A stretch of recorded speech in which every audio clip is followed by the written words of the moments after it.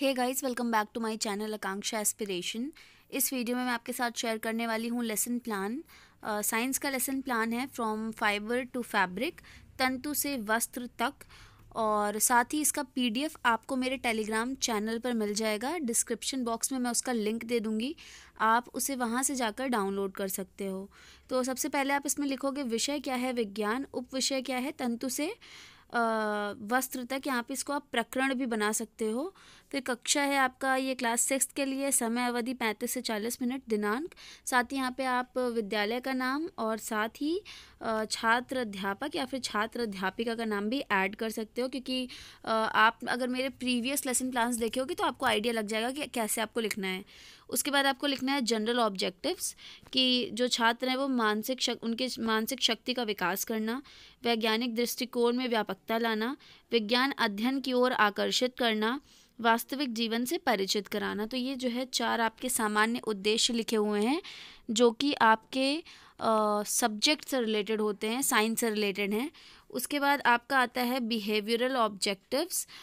इसमें आप क्या क्या लिखोगे? ज्ञानात्मक उद्देश्य होता है, जैसे वस्त्रों में विविधता को समझने में समर्थ हो पाएंगे, सूत एवं जूट के निर्माण प्रक्रिया से अवगत हो जाएंगे।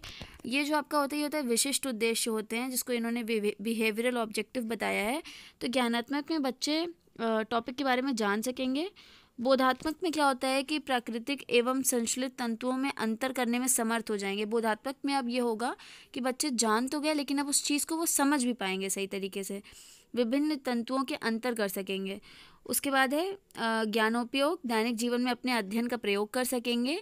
इसको आप यहाँ पर क्रियात्मक उद्देश्य भी लिख सकते हैं। फिर आपका कौशलात्मक, सूत एवं तंतुओं के निर्माण की प्रक्रिया को व्यक्त करने में कुशल हो जाएंगे। फिर आपका क्या आएगा? क्वेश्चंस आएंगे, इंट्रोडक्टरी क्वेश्चंस, प्रस्तावना प्रश्न, इसमें आपके कुछ प्रश्न होंगे। उसके बाद बच्चे उसका उत्तर करेंगे। लास्ट में आपको इन्हीं क्वेश्चंस के थ्रू अपने टॉपिक तक पहुंचना है। जैसे पहला है जीवन के लिए 3 आवश्यक तत्व कौन से होते हैं बच्चों? तो बच्चे बताएंगे रोटी, कपड़ा, मकान। फिर आप उनसे पूछोगे क्या सभी वस्त्र समान होते हैं? तो आप बताओगे हाँ या नहीं। बच्चे डिफरेंट डिफरेंट आंसर करेंगे। फिर आप कहोगे कपड़े का निर्माण कैसे होता है? तो यहाँ पे ये समस्यात्मक हो जाएगा और यहीं से आपका जो उद्देश्य कथन है वो निकल कर आएगा कि छात्रों आज हम वस्त्रों में पाई जाने वाले विविधता एवं प्रकारों का अध्ययन करने वाले हैं। उसके बाद आपका प्रस्तुतिकरण होगा। प्रस्तुतिकरण में सबसे पहले आपका अध्ययन बिंदु लिखा हुआ है, या फिर आप इसे शिक्षण बिंदु लिख सकते हो। फिर है छात्र अध्यापक क्रिया, छात्र क्रियाएं, विधेयक या फिर सहायक सामग्री, और लास्ट में श्यामपट्ट कार्य है। तो सबसे पहले आपका विकासात्मक प्रश्न है, यहाँ पे 2 प्रश्न लिखे हुए हैं। उसके बाद क्या होगा कि जैसे आप यहाँ पे पहले लिखा हुआ है विभिन्न कपड़ों के प्रकारों की कतरन का छात्रों के समूह में विभाजन, छात्रों इन कपड़ों में सूती, रेशमी, ऊनी आदि के लेबल लगाने का कार्य करें। तो यहाँ पे क्या हो गया? क्वेश्चन हो गया विकासात्मक, और उसमें क्या होगा? बच्चे इस क्रियाकलाप में व्यस्त होंगे। उसके बाद आप क्या करोगे? उनको एक्सप्लेन करोगे चीज़ों को अच्छे से। यहाँ पे शिक्षण बिंदु है आपकी वस्त्रों में विविधता, और बच्चे इस टाइम क्या करेंगे? छात्र ध्यानपूर्वक सुनेंगे। और सहायक सामग्री कौन सी है? प्रयोग एवं क्रियाकलाप विधि। श्यामपट्ट पे आप चीज़ें बता सकते हो कि तंत्र से वस्त्र तक आप लिख सकते हो, जो चैप्टर आपका टॉपिक है। फिर आप बताओगे प्राकृतिक तंतु, रुई एवं जूट, ऊन, इस तरीके से आप चीज़ें एक्सप्लेन करोगे कि कौन कौन से नेचुरल फाइबर्स होते हैं।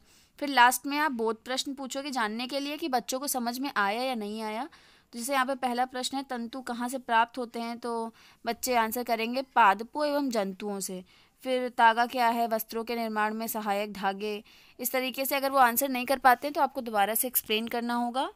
फिर आपका जो दूसरा शिक्षण बिंदु है वो यहाँ से स्टार्ट हो जाएगा, और दूसरे शिक्षण बिंदु एक एक्चुअली वाला आई थिंक ये वाला पेज रिपीट हो गया है, तो मैं इसके आगे से आपको बता रही हूँ कि जो आपका दूसरा शिक्षण बिंदु है वो है रुई का निर्माण।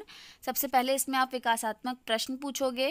विकासात्मक प्रश्न पूछने के बाद छात्र क्रियाएं होंगी, सहायक सामग्री और श्यामपट्ट कार्य। तो सहायक सामग्री या फिर विधि में आप प्रश्नोत्तर विधि या जो भी विधि आप यूज़ करें उसका आप लिखोगे यहाँ पर।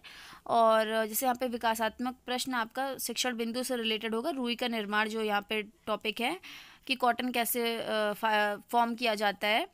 तो इसका यहाँ पे आप क्वेश्चन पूछोगे कि आपके घर पूजा के दीपक को जलाने के लिए किस बत्तियों का प्रयोग करते हैं? तो बच्चे उत्तर करेंगे रुई की बत्तियाँ। फिर आप उनसे पूछोगे रुई का उपयोग आप कहाँ कहाँ देखते हैं? तो बच्चे बताएंगे गद्दों, रजाइयों अथवा तकियों को बनाने के में प्रयोग में लिया जाता है। फिर आप पूछोगे कि रुई कैसे प्राप्त होती है, तो यहाँ आपका क्या हो जाएगा, समस्यात्मक हो जाएगा। और यहीं से आपका जो अध्यापक कथन है यानी कि आपका स्पष्टीकरण वो स्टार्ट हो जाएगा। ये पूरा स्पष्टीकरण दिया हुआ है। इस टाइम बच्चे क्या कर रहे होंगे, ध्यानपूर्वक सुन रहे होंगे और आपकी व्याख्यान या फिर प्रदर्शन विधि चल रही होगी। आप श्याम पट्ट पे बनाकर दिखा सकते हैं। पादप तंतु में कपास गोला, कपास ओटना। और इसके बाद लास्ट में आप बोध प्रश्न पूछोगे जानने के लिए कि बच्चों को समझ में आया या नहीं आया। तो यहाँ पे ये 2 प्रश्न दिए हुए हैं, 3 प्रश्न की फलों के लिए प्रयोग की गई टोकरी किसकी बनी होती है, तो बच्चे बताएंगे जूट द्वारा निर्मित। फिर आप पूछोगे जूट का प्रयोग कहाँ कहाँ और हो सकता है, तो बच्चे बताएंगे बैग, टोकरी, वस्त्र। उसके बाद आप पूछोगे जूट कहाँ से प्राप्त होती है, तो बच्चे यहाँ पे समस्यात्मक हो जाएगा। और यहाँ से आपका जो तीसरा आपका जो शिक्षण बिंदु है वो स्टार्ट हो जाएगा, पटसन की प्राप्ति और सूती धागे की कताई। तो ये आप पूरा यहाँ पे एक्सप्लेन करोगे बच्चों को अच्छे से लिखा हुआ है। छात्र इस टाइम ध्यानपूर्वक सुनेंगे, चित्रों की ओर देखेंगे और भाषण युक्त विधि का यूज़ करोगे। आप श्याम पट्टकार पे आप ये सारी चीज़ें लिख सकते हो। बाकी साथ ही आप ये फिगर इस तरीके का दिखा सकते हो बच्चों को। इसके बाद क्या होगा, पुनरावृत्ति की। छात्रों आज हमने वस्त्रों में विविधता, सूती कपड़े में प्रयोग, कपास और जूट के निर्माण पर चर्चा की है। फिर आप उनसे मूल्यांकन प्रश्न पूछोगे लास्ट के 10-15 मिनट में, और ऐसे होने चाहिए MCQ टाइप, ताकि बच्चे फटाफट से आंसर कर ले, या फिर 1 वर्ड टाइप होने चाहिए। तो यहाँ पे कुछ क्वेश्चंस हैं, बच्चों को आंसर करना होगा, जैसे रुई तथा जूट कैसे प्राप्त किया जाता है, प्राकृतिक तंतुओं के उदाहरण दीजिए।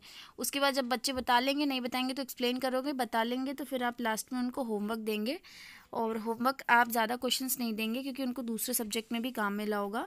तो होमवर्क में आप यहाँ पर एक क्वेश्चन पूछ लीजिए, जैसे प्राकृतिक एवं संश्लेषित तंतुओं में अंतर के लिए कोई परीक्षण कीजिए। होमवर्क ऐसा होना चाहिए जिससे क्या हो कि बच्चा पूरा उस टॉपिक को अच्छे से समझ भी जाए और बड़ा थोड़ा सा एक्सप्लेन करने वाली चीज़ें हों, ताकि अगर उसको कुछ डाउट भी हो तो नेक्स्ट डे आपसे आगे पूछ लें। तो ये था आज का पूरा लेसन प्लान कि आई होप कि आपको लेसन प्लान अच्छा लगा होगा। So this is it guys, thank you for watching. Don't forget to subscribe my channel and like the video because your subscription means a lot to me.